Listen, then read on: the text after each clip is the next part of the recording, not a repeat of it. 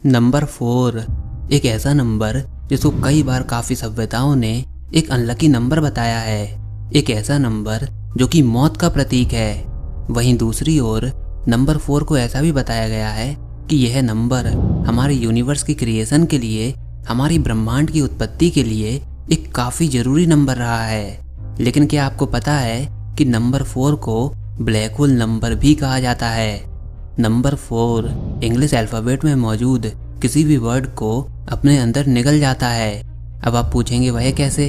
तो वैसे तो हम सब इंग्लिश को अपने बचपन से पढ़ते हुए आ रहे हैं, लेकिन इस चीज़ के बारे में काफ़ी कम लोगों ने ही ऑब्जर्व किया होगा। जिस तरह यूनिवर्स में मौजूद ब्लैक होल हर चीज़ को अपने अंदर निगल जाते हैं, हर चीज़ को डिस्ट्रॉय कर देते हैं, हर चीज़ को सिंगुलैरिटी की ओर ले जाते हैं, उसी तरह इंग्लिश अल्फ़ाबेट में मौजूद हर एक वर्ड नंबर 4 पर ही जाकर रुकता है। चलिए इसको देखते हैं। सबसे पहले हम इंग्लिश अल्फ़ाबेट में मौजूद किसी भी एक रैंडम वर्ड को लेते हैं। जैसे मान लीजिए इंडिया। अब आप काउंट कीजिए कि इंडिया में कितने अल्फ़ाबेट्स हैं। तो INDIA यानी कि 5, इसको आप लिख लीजिए। अब आप काउंट कीजिए कि 5 में कितने अल्फ़ाबेट हैं। तो FIVE यानी कि 4 लेटर्स। अब आप काउंट कीजिए कि 4 में कितने लेटर्स हैं। तो FOUR यानी कि केवल 4 लेटर। अब आप इसको कितने बार भी काउंट कीजिए, 4 में हमेशा 4 ही लेटर होंगे। यानी कि आप अल्फ़ाबेट के ब्लैक होल में फंस चुके हैं। मतलब जब भी आप इंग्लिश अल्फ़ाबेट में मौजूद किसी भी रैंडम वर्ड को लेते हो तो अल्टीमेटली आप नंबर 4 के लूप में फंस जाते हो। चलिए हम एक दूसरा वर्ड लेते हैं। मान लीजिए कैट। तो कैट में 3 लेटर्स हैं। अब 3 में कितने लेटर्स होते हैं? 5। और 5 में कितने लेटर्स मौजूद हैं? 4। यानी कि फिर से नंबर 4। फिर से आप अल्फ़ाबेट के ब्लैक होल में फंस चुके हो। हम किसी भी रैंडम वर्ड को ले सकते हैं। चलिए हम एक बड़ा वर्ड लेते हैं, जैसे कि टेलीविज़न। टेलीविज़न में टोटल 10 लेटर्स होते हैं। अब 10 में कितने लेटर्स होते हैं? 3। और 3 में कितने लेटर्स होते हैं? 5। और 5 में कितने लेटर्स होते हैं? 4। फिर से ब्लैक होल। आप इंग्लिश वोकैबुलरी में मौजूद जितने भी वर्ड्स हैं, भले ही वो कैसे भी वर्ड हो, सब अल्टीमेटली 4 पर ही जाकर एंड होंगे। अब ऐसा क्यों होता है? इसका रीज़न तो किसी को भी नहीं पता। लेकिन ऐसा होता तो है, बट कोई परफेक्ट रीज़न किसी के पास भी नहीं है। हम सब इंग्लिश को बचपन से पढ़ते हुए आ रहे हैं, लेकिन क्या कभी आपने इस चीज़ के बारे में गौर किया? शायद से हाँ या फिर नहीं। वैसे मैक्सिमम लोग इसके बारे में नहीं जानते। आप अपने फ्रेंड्स और फैमिली मेम्बर को इससे हैरानी में डाल सकते हो। लेकिन क्या कहीं ऐसा तो नहीं कि नंबर 4 हमको कुछ और ही बताना चाह रहा हो? चलिए इसको समझने के लिए हमको नंबर 4 से मौजूद पहले के नंबरों को समझना होगा कि उन नंबरों का क्या रिलेशन है हमारी यूनिवर्स की क्रिएशन में। इसके लिए हमको उस समय से पहले जाना होगा जहाँ पर किसी भी चीज़ का क्रिएशन नहीं हुआ था। सब कुछ एक सिंगल एंटिटी थी, वह भी रुके हुए और स्थायी अवस्था में। आप समझ गए होंगे कि हम किस पॉइंट की बात कर रहे हैं, बिग बैंग के पहले की।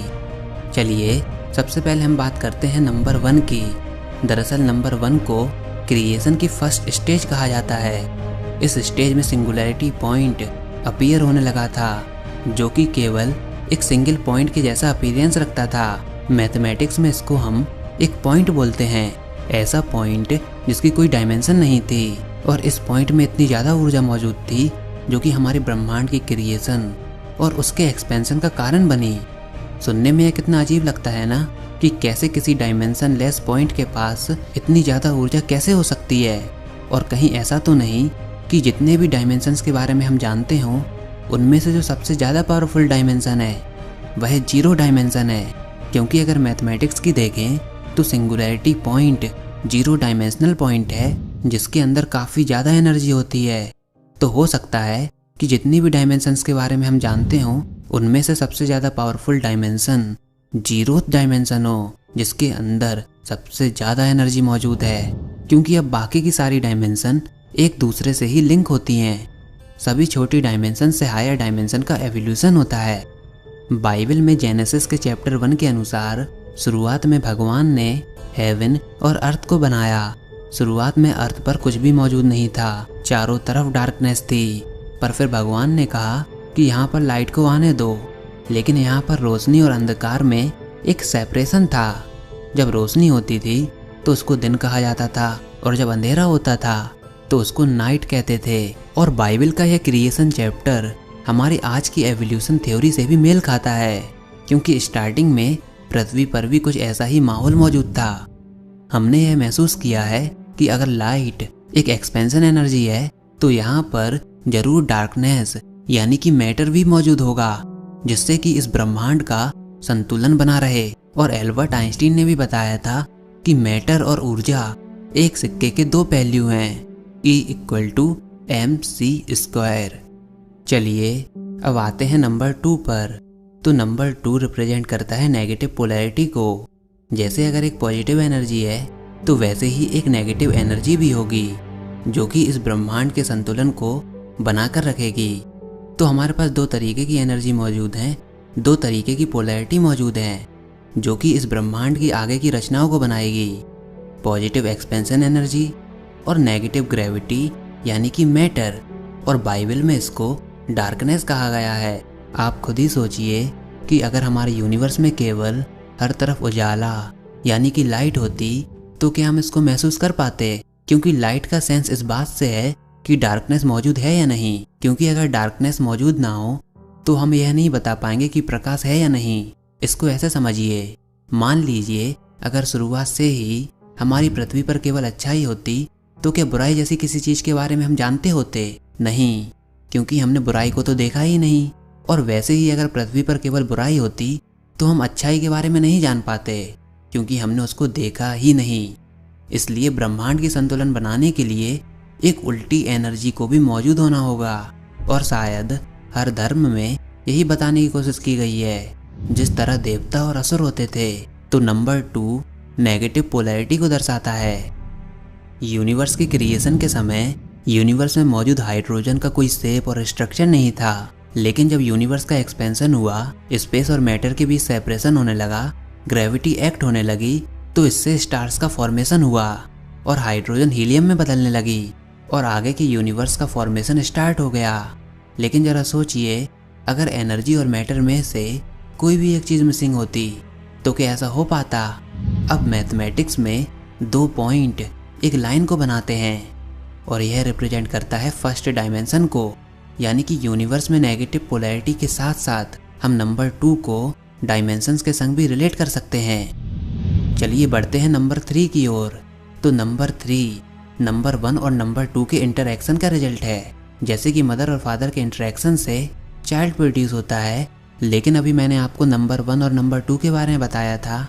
अगर नंबर 1 पॉजिटिव पोलैरिटी है तो नंबर 2 नेगेटिव पोलैरिटी होगी। तो जब 1 और 2 कंबाइन होंगे तो इसका रिजल्ट 0 होना चाहिए, लेकिन ऐसा क्यों नहीं होता? तो इसका जवाब है टाइम और स्पेस के एक्सपेंशन की वजह से ऐसा नहीं हो सकता। वैसे मैथमेटिक्स में 3 पॉइंट की ज़रूरत होती है किसी 2 डायमेंशनल प्लेन को बनाने के लिए। इसमें लेंथ और ब्रेथ होगी, लेकिन कोई हाइट नहीं होगी। और अब फाइनली नंबर 4, जो कि नंबर 3 के क्रिएशन का रिजल्ट है। मैथमेटिक्स में 4 पॉइंट की ज़रूरत होती है किसी 3 डायमेंशनल ऑब्जेक्ट को बनाने के लिए, यानी कि नंबर 4 3 डायमेंशनल ऑब्जेक्ट की क्रिएशन के लिए रिस्पॉन्सिबल है। तो एज अ समरी हमने 4 नंबरों पर फोकस किया। नंबर 1 सिंगुलैरिटी का एक्सपेंशन, नंबर 2 नेगेटिव पोलैरिटी के संग फर्स्ट डायमेंशन का क्रिएशन, नंबर 3 सेकंड डायमेंशन का क्रिएशन और नंबर 4 थर्ड डायमेंशन का क्रिएशन। यानी कि अगर आप इसको ध्यान से देखो तो हमारे 3 डायमेंशनल यूनिवर्स का जन्म इन नंबर से हुआ, और जब यह नंबर एक संग वर्क करते हैं तो 3 डायमेंशन क्रिएट होते हैं। एक 0 डायमेंशनल पॉइंट से 3 डायमेंशनल प्लेन में बदले। तो हो सकता है यह नंबर्स हमको यह बताना चाह रहे हो कि हमारी दुनिया केवल 3 डायमेंशन तक ही पॉसिबल है, लेकिन फिलहाल यह केवल एक थ्योरी है। ऐसा हो भी सकता है और ऐसा नहीं भी हो सकता। और वैसे भी साइंस में कई सारी थ्योरीज होती हैं और ज़रूरी नहीं कि हर थ्योरी सही हो। लेकिन यह बात तो कन्फर्म है कि नंबर्स का हमारे यूनिवर्स की क्रिएशन, वर्किंग और डायमेंशन से ज़रूर कोई एक काफ़ी बड़ा रिलेशन है, और हो सकता है कि इस रिलेशन को हम अभी तक डिकोड नहीं कर पाए हों। तो खैर आप बताइए कि आपको क्या लगता है कि क्या वाकई नंबर 4 हमारी डायमेंशन की नॉलेज के लिए एक लॉक के समान है? जो कि हमको थर्ड और फोर्थ डायमेंशन तक ही बांध कर रखता है। फिलहाल आप नंबर 4 को ब्लैक होल नंबर की तरह तो इस्तेमाल कर ही सकते हो और इससे आप अपने दोस्तों को हैरानी में भी डाल सकते हो। वैसे आप इस वीडियो को नंबर 4 पर एक सेपरेट वीडियो भी समझ सकते हो या फिर डायमेंशन सीरीज का सेकंड पार्ट भी समझ सकते हो। तो फ्रेंड्स, यह सब था आज की वीडियो में। आई होप आपको यह वीडियो ज़रूर पसंद आई होगी। अगर ऐसा है तो नीचे कमेंट बॉक्स में लिखकर ज़रूर बताइए। इस वीडियो को लाइक कीजिए, अपने दोस्तों के साथ शेयर कीजिए और अगर आपने हमारा चैनल अभी तक सब्सक्राइब नहीं किया तो इसको सब्सक्राइब कर लीजिए ताकि आगे आने वाली कोई वीडियोज़ और अपडेट्स आपसे मिस ना हो पाएँ।